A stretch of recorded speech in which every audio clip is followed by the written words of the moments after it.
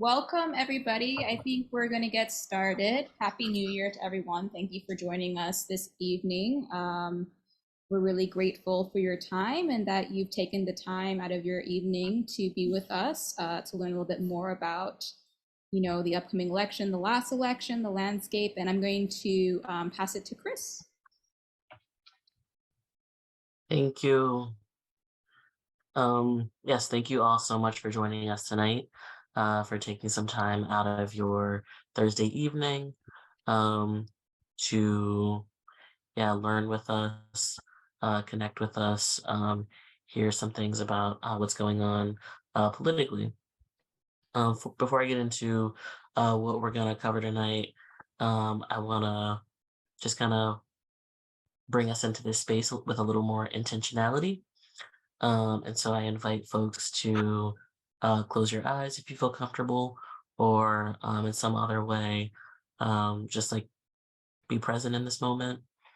And I want you to think about what winning looks like for your community, for your loved ones.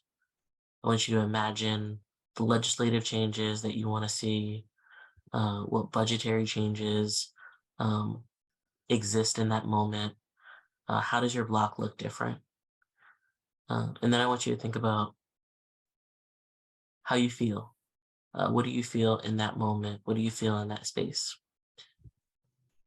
And then if you feel comfortable, you can put a word or a phrase for that feeling into the chat.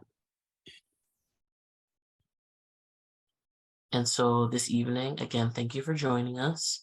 We're going to be talking about um, what the past election has looked like for us, and how we are continuing to build power um, across the Commonwealth, and how we are um, trying to reunite our communities and bringing folks that we know, care about, love home from Pennsylvania state prisons. We're going to be talking about a campaign uh, demanding the resignation of Judge Janice Brinkley in Philadelphia. You might have seen in the paper, or you might have seen a rally that happened, but she has been taken off all of her criminal cases because she's done illegal things, sentenced folks to illegal sentences, and she shouldn't be a judge anymore. We're also going to hear from folks who are going to talk about updates on second chance legislation, and also recent progress updates at the Board of Pardons. We're going to get critical analysis about how power building is going here in Philadelphia at the municipal level, and also how that's going to help translate into having more power at the state level, and how those things are connected. And then importantly, we have a number of amazing elected officials on today, and we're going to be able to have a quick rapid fire roundtable with them about what is possible when we organize and build political power. So participating in that, we're going to have Council Member Kendra Brooks, State Rep Rick Krajewksi, Senator Nikil Saval, candidate for mayor of Philadelphia, Helen Gym, and candidates for Philadelphia City Council at large, Nicolas O'Rourke and Amanda McIllmurray. And so it's going to be a really exciting discussion. I hope that you stick around for it. We're also going to have some time for questions and answers. And we're going to close out tonight by hearing about some political endorsements that our movement family is going to be making for the May 17th primary and next steps in those campaigns to win justice and end mass incarceration. This is a really ambitious meeting. Thank you, Chris. So right now we are going to pass it over to Salim, and he's going to talk a little bit about politics on a local level and where we're headed and what's at stake. And also he's going to talk a little bit about this Judge Brinkley campaign that we've been launching and why that matters. So Salim, please take it away. Thank you, Roxanne. Thank you, Chris, for that grounding. And thank you, everyone, for joining us on this Thursday night. We always appreciate it when folks take some time out of their evenings to join us. I'm seeing some folks here that I haven't seen in a minute since the campaign, and that's great seeing a lot of familiar faces. One of the reasons why we call these our power meetings is because our only power is in collective power. Our power is not based on any one individual within our movement or any one individual politician. We are strong because of our collectivity. And when we look back at the recent election in November, we have something to look back and be proud of. We beat back one of the most aggressive, one of the most anti-democratic, one of the most anti-Black, brown, anti-women, anti-queer, anti-undocumented people movements in the history of this country, particularly in Pennsylvania. And we were able to do that by responding to that just as aggressively, just as uncompromisingly as the other side was. And that is what makes this movement strong, particularly this progressive abolitionist and decarceral movement that we have in Pennsylvania. We may be in the game, but we don't play it. And what I mean by that is we're here not to celebrate a system that does more harm than good, but rather to make sure that we engage this system and make sure that it serves our communities. And that's our role here. That's the politician's role here who we invite into this space. I want to make that clear. Our power is collective. Our wins with Fetterman and with Shapiro are just the first step. Next is accountability. We expect them to deliver. We expect them to deliver not just decarceration, but we expect them to deliver real progressive policies, because I like to make this very clear. Mass incarceration cannot be separated from the mass lack of access to healthcare for people. Mass incarceration cannot be separated from the masses of people being unable to get trauma-informed care or mental health services, to get a living wage. You can't separate mass incarceration from those policies. And that's why we have built this movement that connects mass incarceration with the larger movement to win progressive and radical politics in Philadelphia and Pennsylvania, because we have to shore up our home base first before we can change this country and this world. And so that's some of where we're at with the political situation.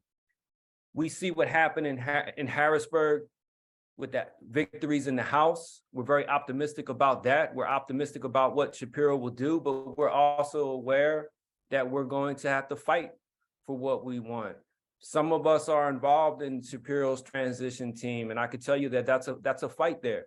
It's not easy, but it doesn't mean that we're going to step back and just accept whatever's put on the table for us because we were granted access to that space. No, not at all. We're going to make sure that we continue pushing, because if we don't get what we want, if we don't see some type of accommodation, we have no problem lacing our boots back up and going back out into the streets and seeing them back at the barricades or the protests. This is something that is very important for us to make clear as a movement where we're at. The same thing with Fetterman. We expect Fetterman to deliver, but we also want to be supportive of Fetterman's policies. These were victories for us. We should claim these victories and we should even celebrate them.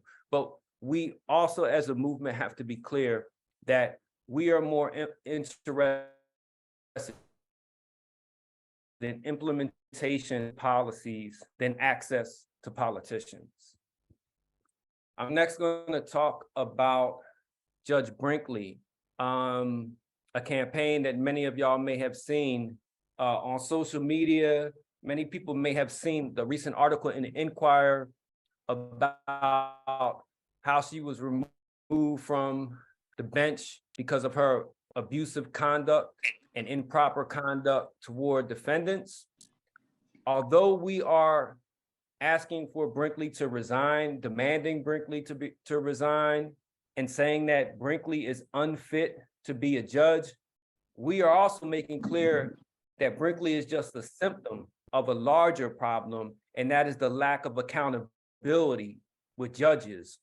So this campaign is definitely aimed at getting Brinkley off the bench, having Brinkley resign, but it's part of our larger strategy to engage the judiciary the same way we have engaged the political system to make sure that it's held accountable and when progressive judges who are not going to fall back, default on mass incarceration. Also, again, this is not just about mass incarceration when it comes to judges. Judges will determine in Pennsylvania whether or not a woman has autonomy over her body, right? We can't forget that. Judges in Pennsylvania are going to be determining some of our most sacred rights. So we have a duty as a progressive movement to engage that space. And it's a space that is a new frontier for us because of the mysticism and cloudiness and all that other nonsense that surrounds the judiciary and judges, as if they're, you know, the God's representatives on earth and you can't talk bad about them, right? No, we want to put that aside and make it clear that the same way crackpot Republicans, conservatives, and MAGA Republicans and outright fascists worked for years to put their people on the bench, it's in our interest to make sure that we build a movement and work for years to put people on the bench that are going to protect and advance our rights, our community's rights. So we are involved in this campaign to get Judge Brinkley out. Everyone knows about the Meek Mill case about Judge Brinkley. I'm not even going to spend a lot of time elaborating on that because for every one Meek Mills, there were hundreds of other people whose name you don't know who were abused by Judge Brinkley and who did not have billionaires and millions of dollars to wage a legal campaign to get them out of prison. That's who we're here for, right? We all love Meek. We love his music, but Meek is doing good right now, right? And we're glad that Meek Mills and the people behind him brought attention to Judge Brinkley's case, the situation, her abuses, but we are here for the hundreds of people, and I'm not exaggerating hundreds. They already dismissed 120 cases of people who were on probation for over a decade because of Brinkley's outrageous conduct. This is who we are fighting for right now and who we will be fighting for in the future. So there's a petition in the chat. I would encourage people to sign that petition. There's going to be protests every Wednesday this month at CJC on 12th and Filbert from 11 a.m. to 1 p.m. There's more information that'll be dropped into the chat there. I hope that people will go to those protests. Our partners Reclaim Philadelphia, who's some people who are on this call, will be hosting the next one this Wednesday coming up. We have other groups like Justice for All by Kurt Evans holding some down, and we got a ton of different organizations involved in this and organizers. I'm sorry if I don't acknowledge and say all y'all names. Your works are acknowledged, but I now have to pass this off so that we could stay on track. But I hope that I've given a good overview of where we're at as a movement and what we aspire to as a movement too. Thank you, Salim. So right now we're actually going to talk a little bit about the state politics and like the results from the last election. And so, as many of you know, we had some wins this last election in Pennsylvania. We have Governor Shapiro is going to be inaugurated pretty soon here. That was an important win for us. Fetterman was elected, but what was really unexpected is that the Pennsylvania Democrats were able to gain a majority in the House by one by one person, and so like nobody ever expected that to happen. And so like that was due to the work of a lot of people who are in this meeting right now. And, and it has a lot of implications for the work that we're doing when it comes to ending death by incarceration and winning freedom for the people who are inside and a chance for freedom. And so I do want to talk a little bit about the House landscape because right now it is pretty chaotic. I'm not going to sugarcoat that for you. The House is in a bit of disarray because part of the reason for that being is that there's 3 seats that need to be filled, right? And those 3 seats are going to be filled by special election in February. But until then, they've elected a speaker that, was supposed to, that's kind of a placeholder until then. In February, those 3 seats that, are supposed to be safe Democratic seats, Democrats at that point will have a 1-person majority, and they will be able to hopefully, create committee assignments and all of that. Right now, there are no committee assignments. There's no leadership as far as like who is like leading the committees. And for those of you who are aware, like, those are really important, right? Because like if Democrats take control of the House, that means they have leadership over those committees. And for our purposes, like we're really concerned about judiciary because that has been a roadblock for us, right? To get anything passed, we haven't been able to get a hearing. And so like right now, we actually like when it comes, when power turns over to the Democrats, we have a real chance to like actually have a committee hearing and like, possibly get a bill out of committee and then, have it be voted in the General Assembly. So with that being said, what we're doing right now is that we're going to be, engaging with Democrats like on a mass scale, right? Lobbying with as many people as possible, educating them about the issue. On Tuesday at 6:00 p.m., we're having a meeting to start that work. So like right now they're dropping the links in the chat. So like if you can just like click on it and register. That meeting is starting on Tuesday. We're gonna have some lobbying meetings set up from the get-go, from like the first from the very first meeting. We're gonna have meetings ready to go, and we need your help to help lobby. We want your help to set up more meetings, right? We're gonna be starting with new representatives and like the representatives that represent you. But we need your help to be engaged in this work, to be able to reach as many people as possible. So when the time comes, we are ready and people know the issue and like we will know where they stand, right? And so like you can see in the chat, there's links there, please click on it. And like, I hope to see you on Tuesday. We're gonna go hard and like, we're gonna get these bills passed. And it's a really unique opportunity that we haven't had in a really long time in Pennsylvania. And so like, while we have it, we really have to capitalize on that. And that's what we intend to do. I'm not sure, did I miss anything, Wispy? I feel like it was a pretty solid update, Roxanne. Was there anything else that you wanted to cover there? Or? No, I think I'm good. I'm going to pass it to Wispy to talk a bit more about the state and the Board of Pardons. And hey, y'all, my name is it's Sean Damon, but my nickname is Wispy. I'm the political director of Amistad Movement Power. And tonight I'm going to follow up Roxanne's really sharp update on the legislative situation to talk about the Board of Pardons, because while we've been, involved in these, long-term fights to pass second chance legislation and to create pathways home through the legislature for incarcerated people in PA prisons, the Board of Pardons functionally has been a place where we've, had to struggle to bring people home. And there's also, elements of this work that reflects kind of how we've built political power together, communities in Philly and beyond, and the progressive movement. As many folks here know, the Board of Pardons was almost entirely shut down for several decades. But that changed. Since 2018, we've seen over 54 people who were sentenced to either life without parole or virtual life long-term sentences, people who had worked hard to turn around their lives, recommended by the Board of Pardons for commutation, including over a dozen people that we have worked with. And in the full decades, to contrast that, in the full decades before 2018, only 15 lifers were recommended by the board for commutation. We've seen great progress, and personally, I've seen friends and people I've worked with for years come home, which has been incredibly meaningful and beautiful.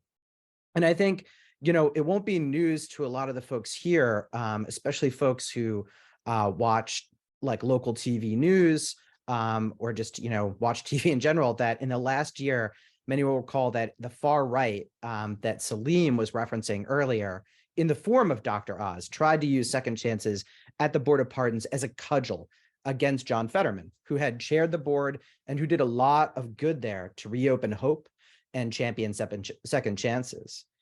We were honestly worried that second chances, in this last year, it was such a struggle. And we were worried that, second chances at the board could be completely shut down.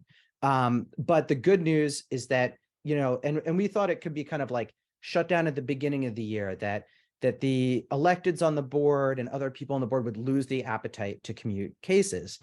That did kind of happen towards the end of the year, but the good news is that 9 people who were sentenced to die in prison were recommended by the board and have been able to come home. And people, including good friends and comrades in our movement, like Felix Rosado and Terrell Carter, people who had served decades in prison but for struggling to get home through the board would still be trapped there. What does this mean? It means that our movements are more powerful than the forces of the right wing and the tough on crime narrative they use to try to shut us down. We prevailed. We prevailed against that messaging that if you guys, watched, we're watching like, broadcast television, those ads were airing like every 2 to 3 minutes, John Fetterman, soft on crime, etc. And how do we prevail? Well, because we built political power in Philadelphia and elsewhere in the state, we're able to make progress and bring new allies to our side. We were able to move out powerfully to counter this messaging. And also, there's other ways that how we have built political power in Philadelphia has helped to influence this process and other processes to make them more progressive processes. For instance, many of the elected officials and people who are running for office, who are here on this call, stood beside us in dialogues with Josh Shapiro, who will be our next governor. It will become governor next week, and Austin Davis, who will become lieutenant governor. Some of them even helped us set up these vital dialogues and meetings for the people who would become governor and lieutenant governor, to help foster an understanding of how important second chances are for communities in Philly and beyond.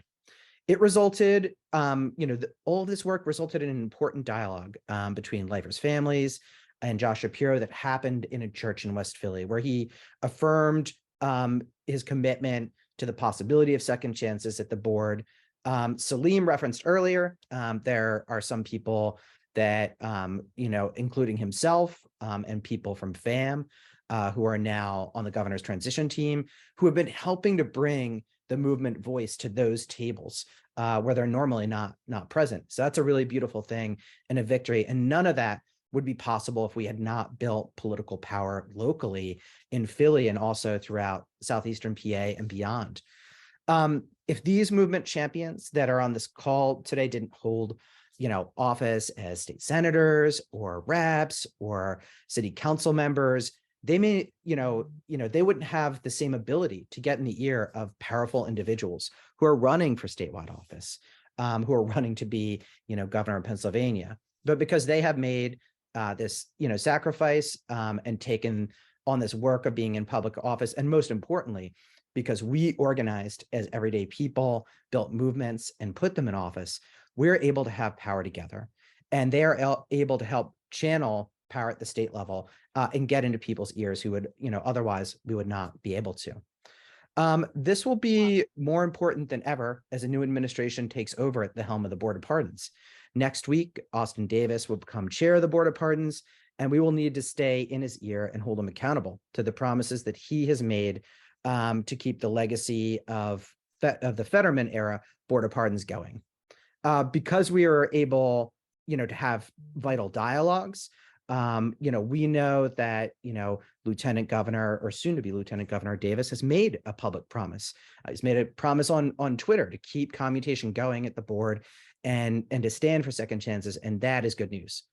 We know that Josh Shapiro is committed to signing off on commutations that are meritorious. And they made, even made a video with the sister of a lifer championing his work there and bringing people home who are, on life and long-term sentences. And that is good news. We will have to see the new Board of Pardons hold hearings to make sure that things are still on track there and that it is still a place where people can come home. If things get off track, we're going to have to hold people accountable, just like Salim said. and how we're able to hold them accountable to those commitments. It is proportionate to our mobilizing power, but it's also proportionate to the kind of political power we are able to build where we're strong in places like Philly. And that's why this dialogue that we are having tonight in the primary election that's coming up in May and the general election this November are so critical. We really have an opportunity to take things to the next level. So without further ado, I am gonna wrap this part up and start transitioning us to the next part of our agenda. Yeah, Wispy, I think Salim wanted to talk real quick about. Oh, yeah. I'm sorry. I was like reading off my notes, so I'm sorry if I didn't see you there.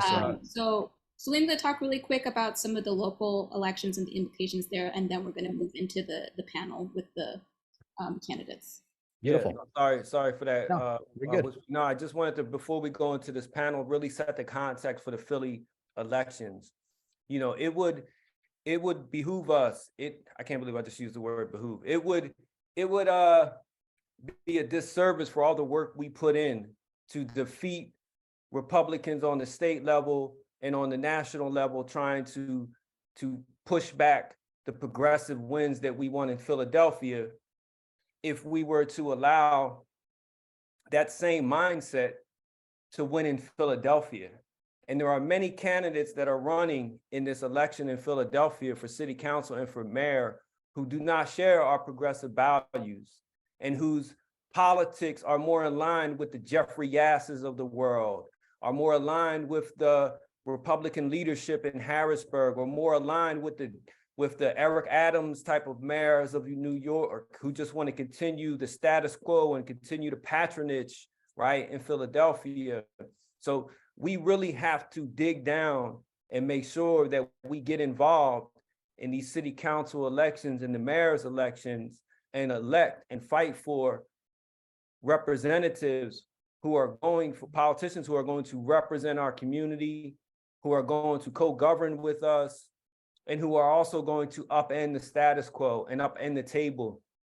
And that's what we're fighting for as a movement. And that's what we want to see in candidates who aren't going to do the same thing when it comes to gun violence, who aren't going to do the same things when it comes to our schools, who aren't going to do the same things when it comes to childcare, right? When it comes to developers destroying our communities with gentrification, right? So we want to make sure that just as hard as we fought against the Republican onslaught, let's make sure we fight against the machine onslaught here in Philly and make sure we get our folks elected that we know are going to fight for us. And more importantly, we know these people. We know these folks, right? They've been in the trenches with us. They've been at the barricades with us as well. So I just wanted to set that stage because it's very important. We could celebrate that victory from November, but we got to win now in Philly in May and also in November too for our two Working Families Party candidates as well, but all y'all too. So.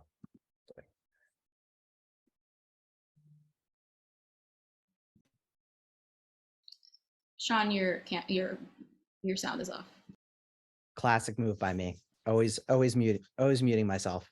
I am gonna take us. Thanks, Liam, for that additional framing and analysis. I think it's will really help us, powerfully ground us for this next part, our rapid fire roundtable. So without further ado, I'm going to move us into this portion. We're going to have a rapid fire round table with the dynamic and brilliant elected officials and candidates for office we have with us today. And we are going to be asking them to share for 5 minutes on the question, quote, what is possible when we organize and build political power? We are joined tonight in order of appearance by State Rep Rick Krajewski, Senator Nikil Saval, Council Member Kendra Brooks, Amanda McIllmurray, who is running for City Council at Large, Nicolas O'Rourke, who's running for City Council at Large. And I believe we're going to be joined by Helen Gym, who's running for mayor shortly. And she will join the roundtable as well. But all right, I'm going to kick it to Rick to kick off the rapid fire roundtable on this question. So take it away, Rep. Yeah, sure, absolutely. Good evening, everyone. Good to see a lot of familiar faces in this meeting. It's been really awesome to just hear and reflect on all the amazing work the movement has been building up until this moment. And that's really what I think about when I think about what's possible when we organize around political power. Because I think even a lot of people on the panel right now, right, like our stories are like interwoven into answering that question. But I particularly feel that when it comes to this movement, right, and this movement of bringing our folks home, ending the carceral state. As many of you know, I started this work as an organizer, specifically focusing on ending mass incarceration in Philadelphia. And one of the big drivers for us over the last few years, one was the election of our district attorney, D.A. Krasner, but then also the coalition that was built, one around his campaign and holding him accountable to platforms as a candidate, but then, right, really building and developing the co-governance model after his after he was elected and after he actually came into office. And it's just been really awesome to see, one, how that field program, right, and all the people that ran campaigns and stepped into leadership, both in the field operations to get that campaign off the ground, but then also in the coalitional work, in the work of figuring out how we can take this foothold where we have a district attorney that is not oppositional to our agenda, and then how do we use that to expand thinking about how to further the campaign, right, to end death by incarceration, how to hold judges accountable, whether that's through electoral campaigns or even pressure campaigns like the one that we're launching around Judge Brinkley. And then even, right, all the different political wins that we had since then, getting myself and Senator Saval elected, Council Member Brooks, really excited to see Helen here and Amanda, right? Like two badass candidates that we're gonna get across the finish line. Well, I'm not gonna speak for anyone. I'm gonna say I am gonna try to get them across the finish line heading into 2023, but I can't make any comments on anyone else. And then even, you know, the work that we even saw around defending Larry, right, when it came to this impeachment trial, right? When this happened, we rang the alarm, right? We rallied outside of the hearings. We organized our elected colleagues. We organized our stakeholders, not just even movement organizations, but also like labor, right? To actually build the kind of coalition that could strategize around how to push back against this agenda. So really excited to see where we've gotten to at that point when it comes to fighting back against that. And as has already been mentioned, we're on the precipice of taking a majority in the state house. And that is also, right, because of all of the struggle for power we've done, not just in Philadelphia, but also across the state, right? We know that this is a statewide movement. We know that there are people doing the same work in Allegheny County, Lancaster County, and Harrisburg, and York, Erie, all throughout the state. So I'm just really excited to see where we go from here, whether it's the municipal elections and getting more of our champions in office on the municipal level, but also using that power that we have to pass ending life without parole, right? To pass actual comprehensive like reform bills in Harrisburg, and to have a governor who can actually work with us as a partner and really getting those things done. So those are just some of my kind of thoughts off the cuff about what we've seen and what we've been able to do over the last few years. And I'll pass it back to Steve. All right. Thank you so much, Rick. We're going to continue on with our rapid fire roundtable. Senator Nikil Saval, could you give us 5 minutes on the question of what is possible when we organize and build political power? Thank you, Sean Wispy. Great to be here with so many colleagues and future colleagues and people I respect very deeply. And with friends and family and loved ones, and people I've yet to meet and I'm excited to organize with over the next few years to come. So one thing I got into organizing work principally through my work with Unite Here. I worked with the Hospitality Workers Union, organizing in stadiums, the school district of Philadelphia with cafeteria workers and noontime aides. the airport, hotel workers, and overwhelmingly Black and brown and immigrant workforce here in the city of Philadelphia.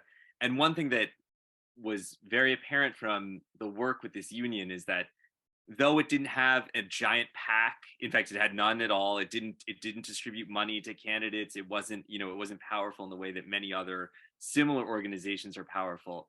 It punched far above its weight because it had people in it, because it had those, and with those people, it had deep moral force.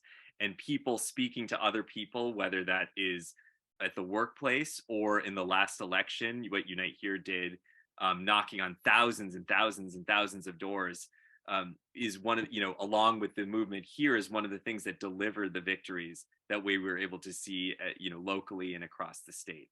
So one thing we know is that that level of organized people can do far more than people expect it to be able to do. Certainly no one thought, I would think, that or people doubted very deeply that Council Member Kendra Brooks would get into office. They certainly doubted that Rep. Krajewski and I believe myself would get into office. And I think some people may still doubt, but I know that we will get there, that we will put Helen Gym into the mayor's office and Amanda McIllmurray and Nicolas O'Rourke into city council. And I think people are starting to get the message a little bit. And that, I think, that these things are possible. And one of the things that they, let's say the powers that be, are starting to get and are starting to feel is a bit, and I not a favorite word to introduce into this setting, is fear. That they fear our movement because we have built political power. We represent and we work with and we co-govern with dozens, hundreds, thousands of people. Because that's the model that many of us come from. We come out of organizing movements. We come out of a notion that power is built not just for us as elected officials, but we are put in elected office to build more power for ordinary working class people across our city and across our state.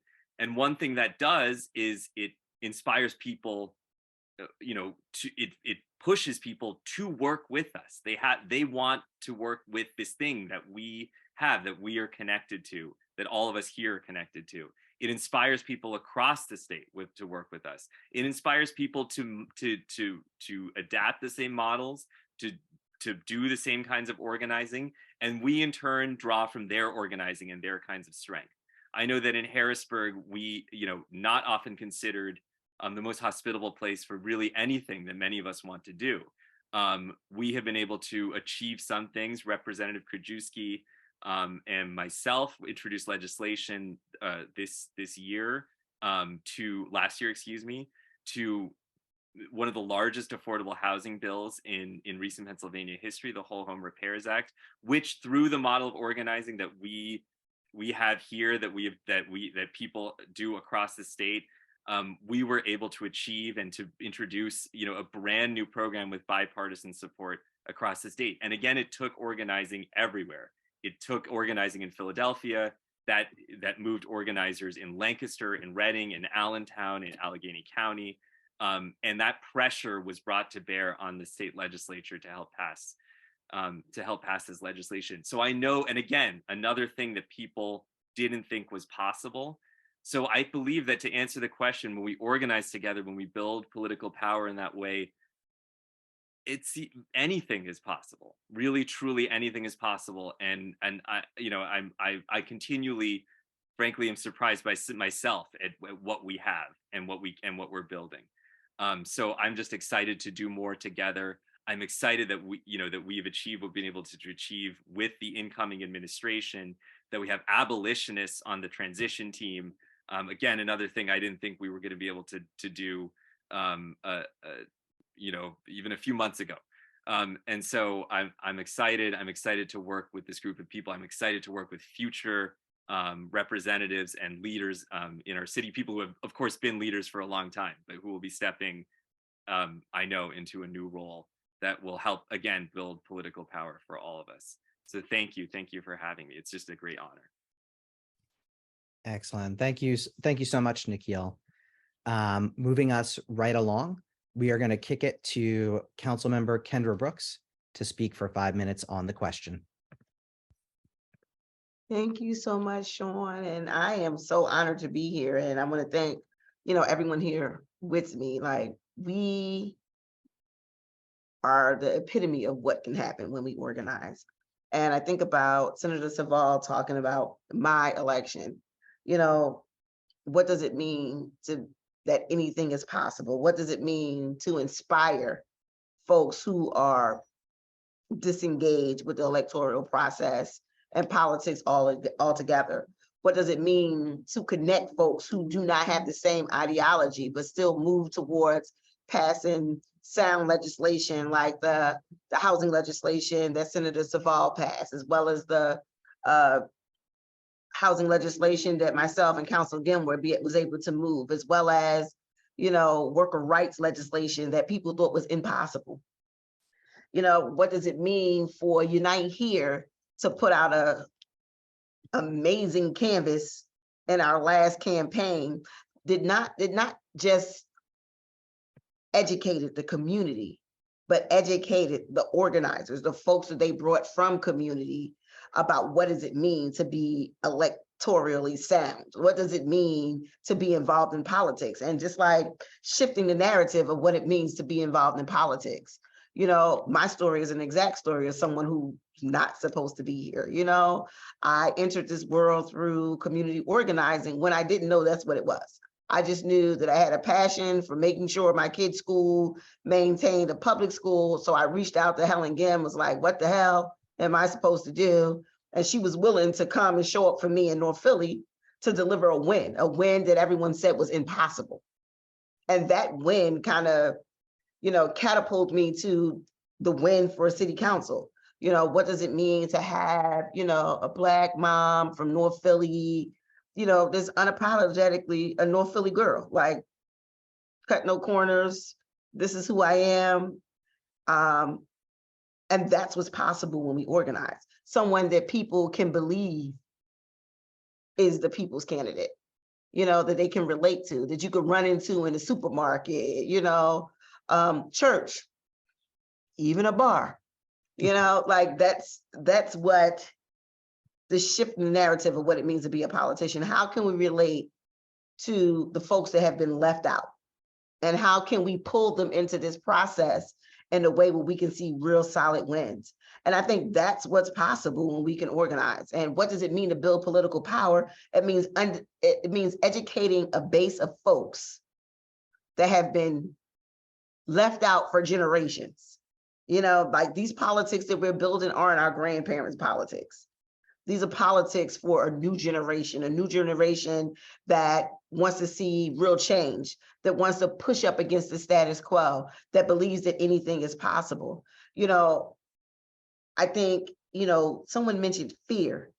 And I think the scariest things that people saw is like, how the hell, excuse my language, that this left Black woman from North Philly end up supporting Josh Shapiro for governor, right? How did that combination happen? And that's what I'm talking about, solid connections. What does it mean to build power? And that's what this is all about. That's why we organize, that's why we build this political power, because we want my neighbor, the other parents at my children's school to believe that anything is possible when we work collectively towards a vision.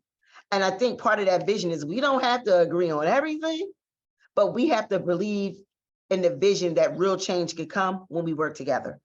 And working together means like, it's not just Working Families Party, it's the Democrats, it's, business leaders, it's, workers, right? Real solidarity delivers real results. And I think that that's what we're building here. And I think, what we're doing is not just unbelievable to some folks. It's like life-changing, because it's been life-changing for me. It's been life-changing for the constituents that I talk to every day. It's been life-changing for my family. The fact that being closely connected or being able to touch someone that has the ability to change policies to make your life better. And then some folks feel like that's unheard of, especially where I'm from. And that's why this commitment to building power. That's why you know, the importance of getting Senator Saval, and it came up through the movement, working with Unite Here, and what that canvas that Unite Here put out meant to folks in the community. What it meant bringing, you know, Rep Krajewski in, when it's like, who is this dude? Like, we've seen him at this judge stuff, but who is this dude? And just coming in and diving deep into what's next. And then we have, you know, Council Member Helen Gym, or former Council Member Helen Gym, you know, just working directly to really bring change. And then not only have we shown that it could happen, we're pushing the possibility even further by trying to elect, you know, progressive council members like, you know, Amanda McIllmurray and Nicolas O'Rourke and, you know, Helen Gym for mayor. Like, that is what we do when we organize. Not only we do it, we continue to do it over and over again. And each time, even though the stakes are higher and higher each time, we don't back down. We don't quit. We set a standard for what is possible. And, you know, that's why I continue to get excited about what's next for us, what's next for all of us, you know. And then when I tell my story, you know, like, what does it mean to be an elected official that's navigating the criminal justice system at the same time while you're in politics? Like, that's, even though I'm not the one, we have elected members that have done that before, but doing it for your family. You know, what does it mean to have, you know, juvenile lifers in your family that are currently serving time, and being able to have those real conversations like, I understand this firsthand. And I think that's what we're doing here. We're bringing everyone into this conversation about what it means to be involved in politics in Philadelphia. And that's what excites me every time. When we organize, we win, you know. And I think when we were activists and on the streets, we're still activists, we would say this thing, right? When we fight, we win.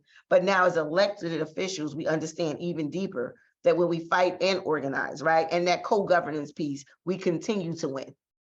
And that's what this is about. Thank you so much, Kendra. Thank you for that vision of what's possible when we organize and push past what they say is possible. Next, we are going to kick it to someone I think a lot of us are excited to hear from, candidate for mayor Helen Gym, who was for a long time the only progressive elected official, taking hits in the public sphere for all of us in our movements. Helen, take it away. Give us 5 minutes on what is possible when we organize and build political power. Yeah, thank you so much, Sean, and thank you to all my colleagues who are electeds, and thanks to the Amistad community.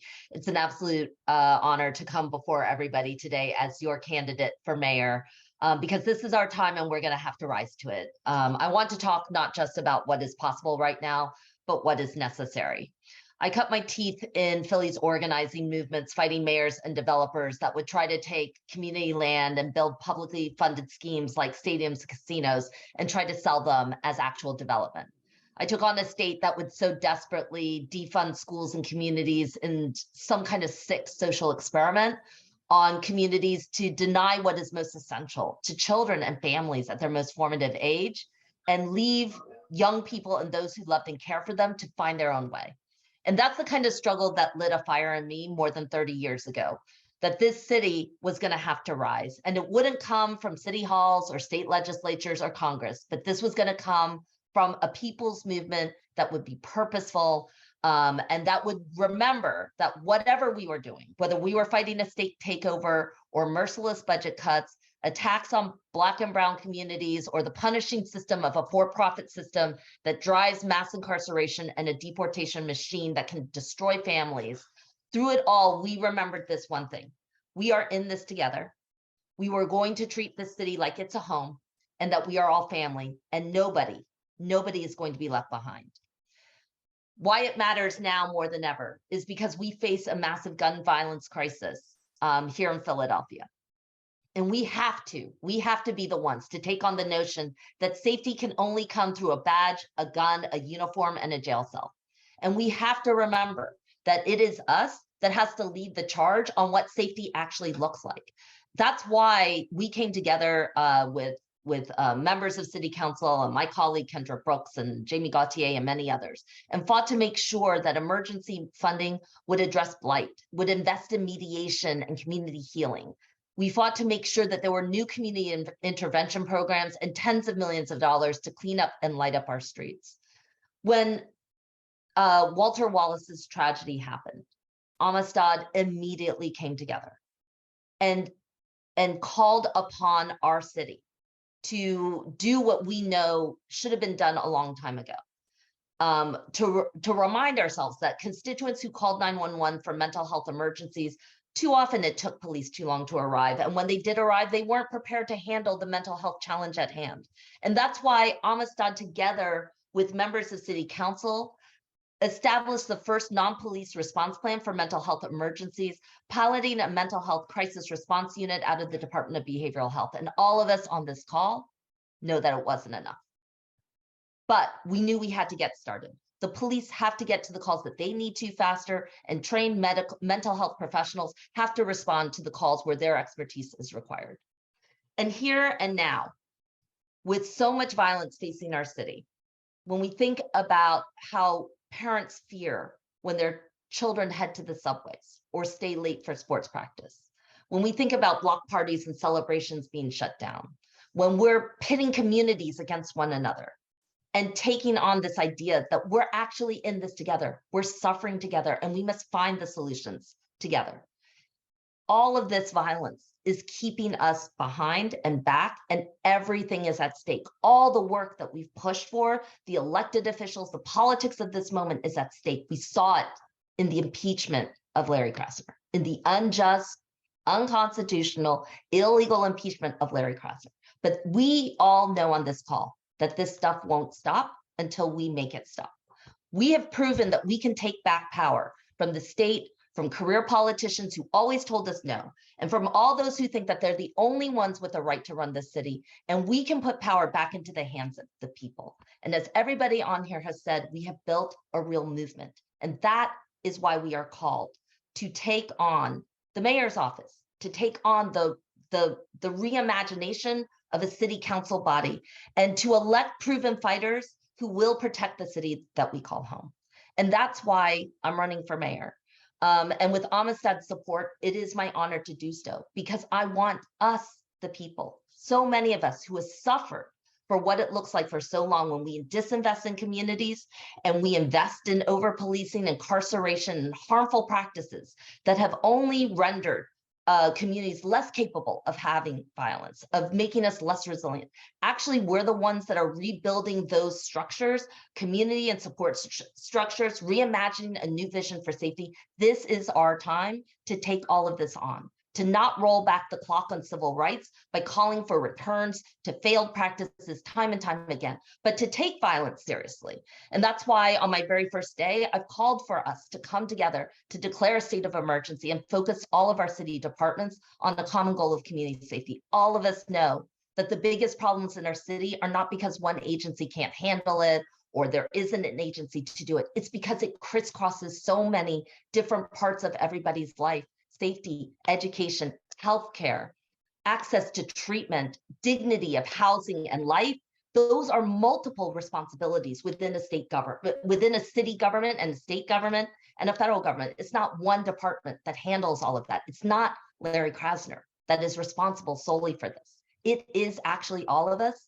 And I want us to see a movement for mayor where that mayor takes that on, that says that I am responsible for public safety, for the care and keeping of young people. And in a city where 80% of non-fatal shootings don't even end up in an arrest, I am going to take care of victims. I think one of the biggest problems we've got with violence in the city is because we have neglected victims and their families, and we revisit generational trauma upon generational trauma, and we chase statistics, and we don't care about people's lives.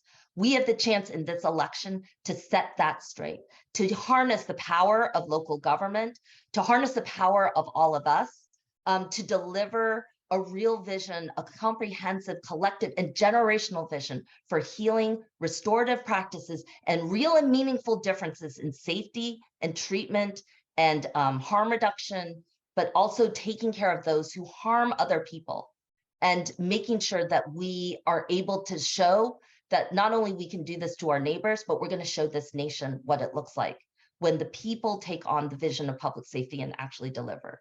My promise to Amistad is this: I'm not doing this alone. I'm begging you not to leave me alone in City Hall. I've always believed in and practiced a form of collaborative governance. It means that I believe that people and communities, if I've been successful, or if the work that I've done has been popular, it has resonated with you, it has felt deeply held by you, it's because it was created by the people. And I want to make sure that our vision of public safety, our vision for what this city has to look like through healing and restoration, is done at the front end in partnership with Amistad, its members, and the communities that you serve, as well as throughout the process to evaluate the practices of the city, and on the back end to determine what comes next, where we go from here. That's my promise to Amistad as we figured this out, not making broad promises about, solving everything all at once. It's a promise that we're in this together, that we've always been family, whether we knew each other or not. We were always coming together as family, that we would find one another somehow in all this darkness. We were going to find one another and show one another what it would look like when we brought our lights together. And now we have a chance to lead the city forward, to shine a real candle and blaze a new future for our people. I'm excited over the next 4 months and 4 days until Election Day to do this with you. As I think everybody else has said, this is our moment. This is our time. We were always built for this, and I can't wait to do it with you. Amazing. Helen, thank you so much for those powerful words about how we can act with vision and urgency to heal and unite our city. And I know you're not going to be able to get it done alone, so we're going to keep this panel moving. And the next person we're going to hear from is Amanda McIllmurray, who is running for City Council at large. Can you give us 5 minutes, Amanda? Awesome. Can you all hear me? Just get a few nods. Great. So thank you for having me. I'm really excited to be doing this with your support. So for the folks who don't know me, I'm running for City Council at large for this 2023 upcoming primary this May. I co-founded Reclaim Philadelphia. I also ran Nikil's campaign for State Senate and Elizabeth Fiedler's campaign for State House. And, have been doing this work to put political power into the hands of working people year round, year after year. That's part of, why me and so many others co-founded and have continued to, organize with Reclaim. And I've been really excited throughout my history to have collaborated with Free the Ballot and CADB and Straight Ahead and Amistad over these, many, feels like a lifetime, but probably like past 5 years. And as others have said, we've won a lot of things together. We've won big together. We elected folks on this call. I hope to soon be one of them. We elected Krasner. We've gotten people out of prison together. We ended the city's data sharing agreement with ICE. And we've elected reform-minded judges and held the people who aren't reform-minded, held their feet to the fire, and made them feel accountable to us. And this all has come down to organizing. Like Nikil said earlier, basically everything is possible when we organize and when we come together and when we put power into the hands of people who don't typically have it. So, I agree with what everybody else said. And I would also, just add that each of us needs to be serious about organizing the people in our lives. This all starts from talking to folks that we know and that we can relate to. I see part of my future role personally as a future member of council, as organizing and moving working class white people in particular to be anti-racist and to see that we have more in common with our Black and brown neighbors than we do with our bosses. White supremacy is a really powerful drug, and it harms all of us in different ways. My uncle was in prison for a very long time. I grew up visiting him in prison, and that didn't help him. It just made his situation worse. He was often in jail for drunk driving or for domestic violence, and each time he got out of prison, he came back, drunker and more violent. And, I cry sometimes when I think about how his life and my family's lives would have been different if he actually had care and support and, and the community that I know that I have today. A cousin of mine just 2 days ago actually died from an overdose. This is something that really just like impacts all of our different communities. And, you know, my cousin and my uncle both, my cousin now in the past tense and my uncle in the present tense, they don't think of themselves as political people. They don't think of themselves as organizers, and they are people who are deeply, deeply impacted by all of the issues that we work on together. You know, so I think it's our responsibility and our opportunity to reach out to people who don't see themselves as organizers yet and bring them in with us, because we're all hurt by this, and we all are healed when we work together and when we build bridges with people who don't agree with us on everything. But that we recognize that we're all hurt in different ways, and that there are people who benefit from us being divided and pitted against each other. And you know, when we do this, we win big. We've seen the wins that we've had, but we also, when we win big, we see backlash, right? We've recently seen some council members call for an expansion of stop and frisk. We know that it's unconstitutional. We know that it doesn't work. We know that it creates harm in our communities, and we still see council members calling for it. We've also seen everything happening with Krasner's impeachment, right? We've passed some really huge reforms and gotten people out of prison and changed people's lives for the better by electing Krasner, and also by holding him accountable and pushing him to do some things that maybe wouldn't be possible without people on the outside pushing for. And, you know, we see a backlash from whiteness, we see a backlash from capitalism. So it's really all of our responsibility to keep organizing and fighting and building this inside outside strategy that, you know, frankly, we've been pretty successful with. Look at all these people on this call. And, you know, to elect Helen Gym to mayor, to elect me to council, to elect Nicolas to council, to re-elect Kendra. Got to make sure we do that in the general election too, because ultimately, you know, the thing that matters is what we're fighting for, right? We're fighting to make sure that people have jobs that they can take care of their families with. We're fighting to make sure that people have safe and affordable housing and they're not evicted from their homes or pushed out in the street.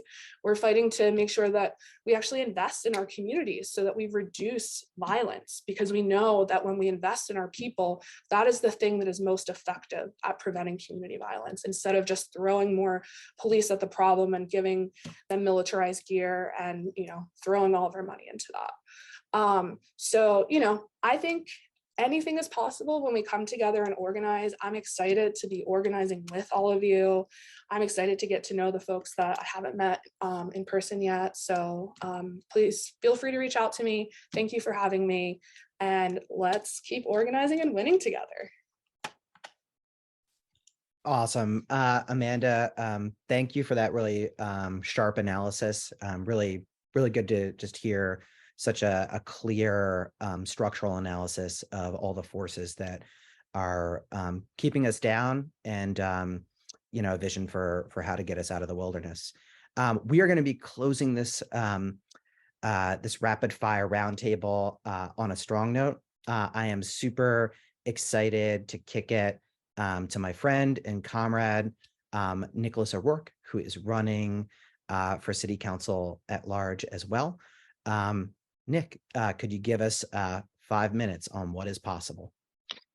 Thank you, Wispy. Thank you for all of who have brought me on tonight. I'm grateful to be here. Yes, my name is Nicolas O'Rourke, and I am running for city council at large as an independent with the Working Families Party. And I hope that I'm able to gather all of your support for the election in November.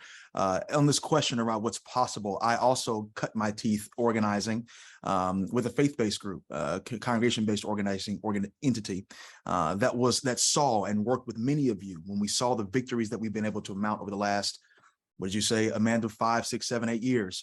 2017, it's already been mentioned. We saw the election of the most progressive district attorney in the United States because of the collective efforts of many of you on this call, amongst others. That was a big deal. I recall being a part of the facilitation of conversations, some 17,000 or more, with people of color or those who were most impacted by this unjust system.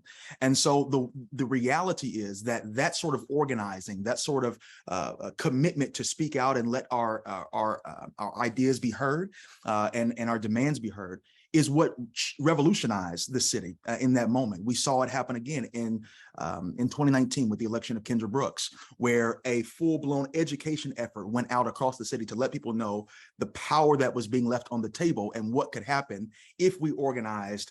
We could shape the conversation around criminal justice reform. We could shape the conversation around democracy in our city. And I believe that we will continue to do that going forward.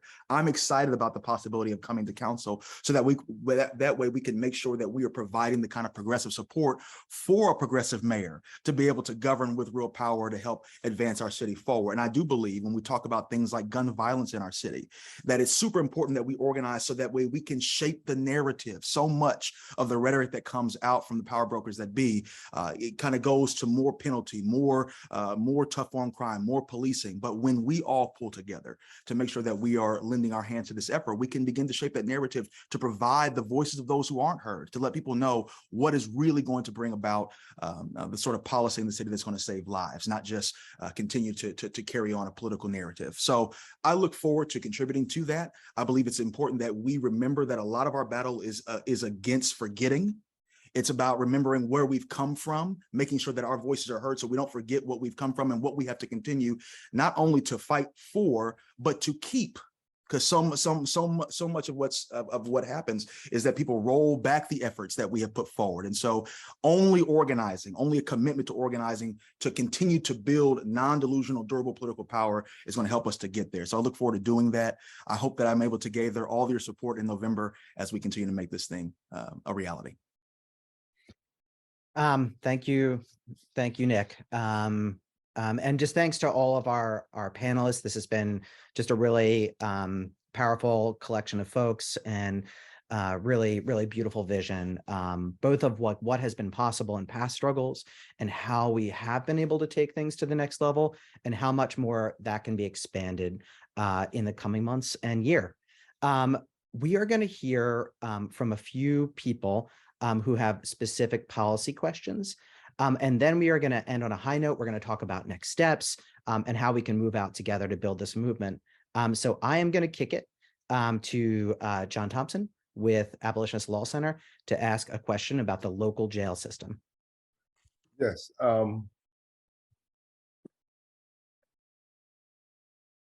You're muted, JT. Oh, excuse me. I'm pulling a wispy. I do that all the time. If you be on here enough, I'm sure you do it. I'm sure everyone on here is aware of the conditions in the county prison and the deaths that have been going on in the county prison. Over 29 deaths, or should I say 29 deaths over the past 2 years. That is a record. No other county in this country had that many deaths in 2 years. And we're talking about the conditions. And we have some legislation that's going to be put forward. It was initially submitted by the mayoral candidate Helen Gym. And my question is to the candidates that are running for city council and the mayoral candidate: will you support the legislation for an oversight board for the PDP? That's my question.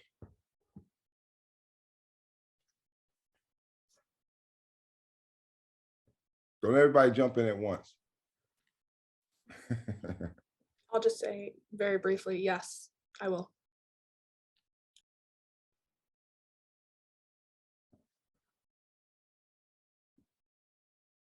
Thank you. Well, we know Helen is going to support it because it's part of her signature legislation. And great job at it too. Great job. Excellent. Awesome. Thanks, y'all. We're gonna now move to one other quick policy question from my comrade, Chris Henderson. Thank you, Sean. All of you have been supportive, and some of you have played an active role in the pilot expansion of mobile crisis teams in Philadelphia. How does non-police mobile crisis expansion fit into your vision for public safety in our city and state? What are your thoughts on how to have community advocates play a more active role in shaping that vision? I'm excited about making sure that we provide the necessary funding to expand the mobile crisis units that have already been gone forward. We must invest in alternatives to policing and reducing the kind of the contact between police and community folks. And so that's something that is central to what I like to see happen upon electing a more progressive council. Again, this is essential if we're going to change the narrative around policing in the mind of the public consciousness. So that way we do not default always, because we've kind of become used to thinking this way, that police are the answer. When you have the police commissioner on podcast telling you that we'll never arrest our way out of this. So we must invest in exactly what you said. Thank you for asking that question.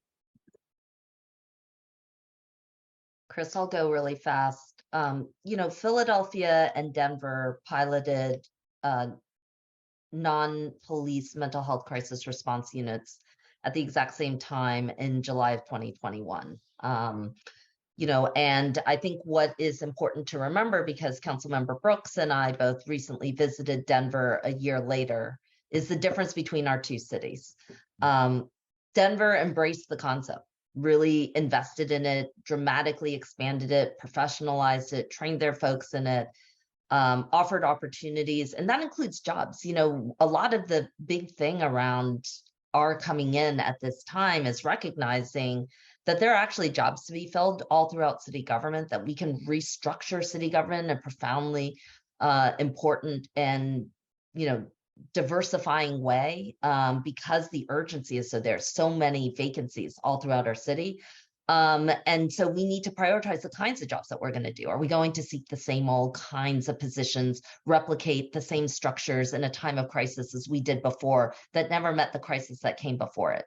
What we saw in Denver was that they totally changed the way they were responding to mental health emergencies and challenges. They continued to invest in people, to professionalize them, to make people really excited about the possibilities when you're really good at supporting one another, which I think most Black, brown, immigrant,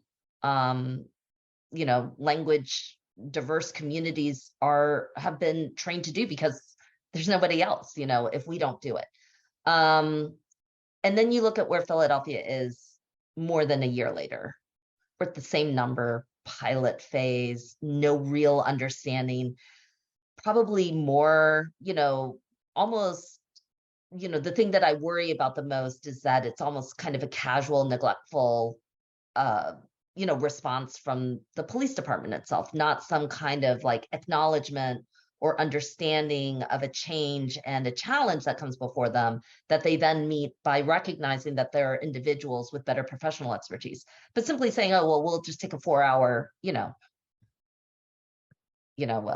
healing or whatever class that they take, conflict resolution class, and then we'll be certified respondents, to these calls. That's not what we ever envisioned. It's not what we meant. I think we can lead a real effort to show what this looks like, to be as strong as what maybe Portland has done, what Denver is trying to do, what other cities are starting to do. And we've got to be the leader on that right now, because it's our history, people who've been harmed by poor responses that have been on the line.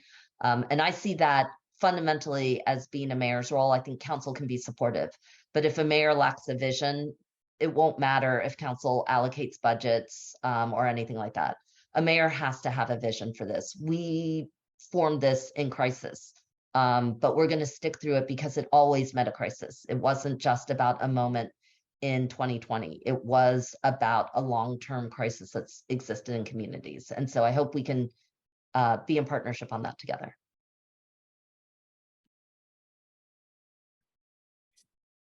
Awesome. Oh wait, Rick, were you going to say something? Oh yeah, I can go next. I see Ish also seems to have some thoughts about this matter, but I'll try to get some words in before he tells us about mobile crisis units. So I think there are two thoughts that came to me. I mean, one, like it's just really awesome to see our city continue to just be on the leading edge when we reimagine how we think about safety and keeping communities safe in Philadelphia. And I think the mobile crisis units are really exciting for two reasons. One, right, is part of us being able to reimagine safety and justice also has to involve providing real viable models of that. And I think the mobile crisis responders, right, is our way of saying like, hey, there actually is a way for you to be able to respond to crisis and feel safe that doesn't involve, defaulting to police, right? And defaulting to the police as the ones being the solution for that. And so I think it's a really exciting way to start to change hearts and minds of people when it comes to how we respond to crisis and trauma in our communities. Because for some people, it's not even necessarily out of an allegiance to police. It's just that they have never been shown like an alternative, right? And like a different way of trying to address things. So I think it's really exciting for that reason. And secondly, I'm also really excited about it because I think it can also provide a roadmap to starting to even go beyond and think about how do we start to tap into existing crisis responders or potential existing crisis responders that may be in the community, right? The people who might know like the kids that are like causing a bunch of trouble, right, in the community, and how can we start to empower those people to be have more of a forward role in trying to interrupt violence, right? How does that land differently on people who may be perpetrating harm versus a police officer or even a mobile crisis responder, right? So I think also like we have some interesting opportunities to just continue to push for different alternatives around interrupting violence, right? Addressing trauma, addressing harm. And I think it's a really exciting first step. So.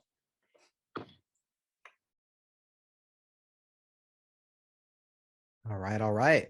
Anybody else want to comment on this?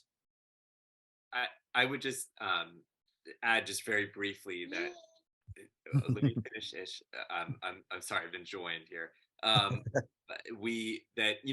There are potential crisis responses to or non-police crisis responses that I know some groups are interested in pursuing at a state level. For example, after the murder of Christian Hall by state police in the Poconos, I don't want to erase it, neglect anyone's work here, but I can at least point to APIPA's work on trying to push this at a state level, and I know that's a goal of theirs. So there are, it's at least a version of what we're talking about, but working on a state level. So I think that what we do in Philadelphia would help in modeling what we'd want to do potentially at a state level to, again, embody non-police responses to people in crisis. Absolutely.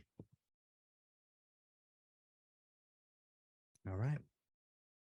All right, y'all. Well, we are going to start transitioning to wrap this up. And I want to say before I move us on from this panel, everybody, could we just let people come off mute for a second to give it up for this amazing panel? Thank you. Thank you, panel. Woo! Appreciate Thank you. y'all. Excellent. Yay. Thank you all. Amazing. And I really want to, also say that this, panel, this whole event has been made possible with the collaboration of Straight Ahead, Free the Ballot, and Amistad Movement Power, who've been, 3 groups who've been working kind of in tight collaboration. Just want to give it up for everybody in the organizations who put in, so much hard work to make this happen tonight, and really expect to see us as movement organizations moving together. Maybe somebody could pop our websites in the chat so the attendees can learn more about Straight Ahead, Free the Ballot, and Amistad Movement Power. But what would a meeting be? What would an organizing and political meeting be without some next steps on how we're going to build the movement? So I'm going to kick us off with some next steps just to talk about what we can do to amplify the movement that Salim talked about before to get Judge Janice Brinkley to resign. Every Wednesday for the next 3 weeks, we will be holding weekly pickets from 11 a.m. to 1 p.m. at 13th and Filbert. We'll be rallying, calling on Judge Janice Brinkley to resign. Reclaim Philadelphia is actually going to be hosting the next picket. So please get with them, come on out. We'll be there from 11 to 1. We have a petition that you can also sign online that we will put in the chat. So please sign the petition, come out to the pickets, because it's critically important that she feel the pressure right now to hold herself accountable, so she can take her name off the ballot before we hold her accountable by getting people to vote no on her retention election, which will be up this year. So we are, we're not going anywhere, and it's time to band together, take things to the next level so she steps aside or we make her step aside. I am now going to kick things over to Tiba, Tonya Ba from Free the Ballot for my favorite part. We are going to be talking about the endorsements of our movement family and next steps that people can do to move out in the primary to make sure that we can win a progressive city. All right, Tiba.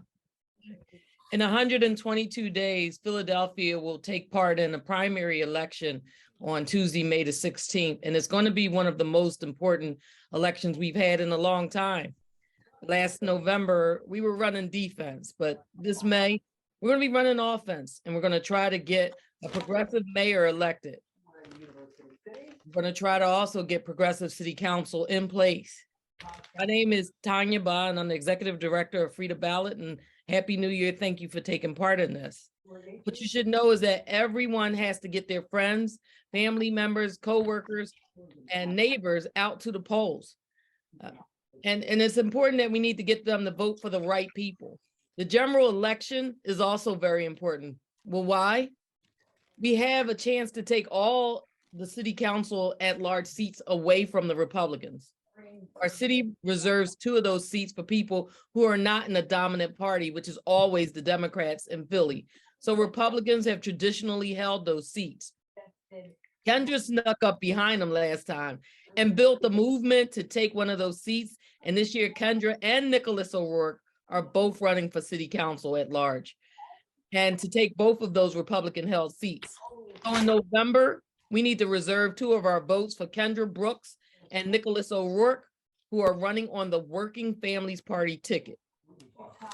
This brings me to our most exciting news. We're extremely overjoyed to announce our early endorsements for May 2023 primary. We will have more endorsements coming up soon, but for now, endorsements for district council, judges, etc. But for our first round, we're going to start out strong by endorsing the following people.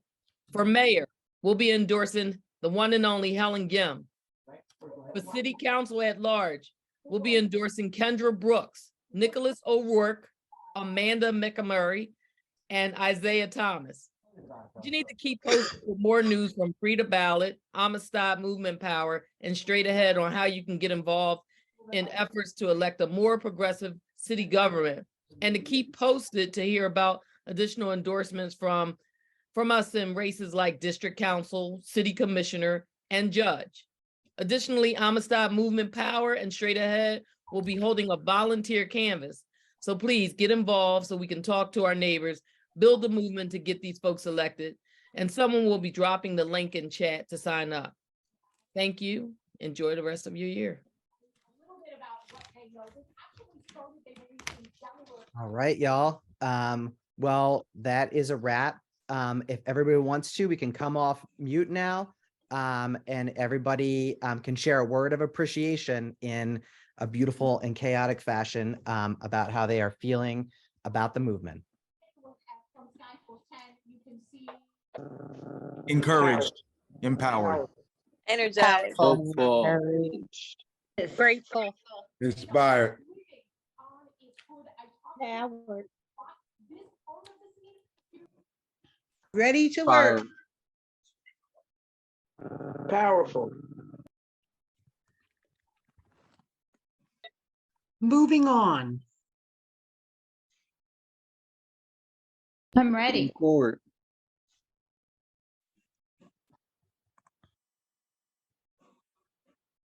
A great lineup. All right, y'all.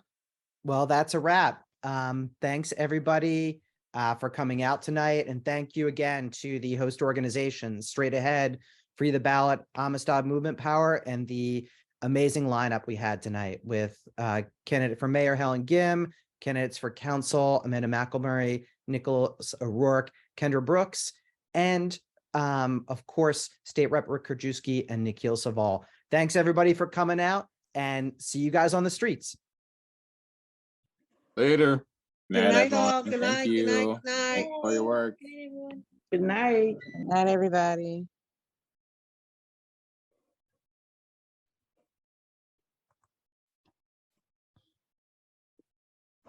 John T.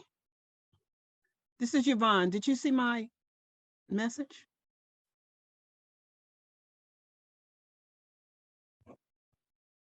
Ms. Yvonne, you talking to me? No, that time I was talking to John Thompson. Oh, JT. But how are you? I'm fine, thank you. You're welcome. I don't know if he's talking to me because he must be mute. He is muted. Hi, Roxanne. Who always looks different. Talking to you, Miss Yvonne. Yes, I was Hey, Miss talking. Yvonne. I didn't hear you, John. You were on mute. No, I said I did not see the message. I can call you in a minute. Yes, would you? Yeah, you got my number? Well,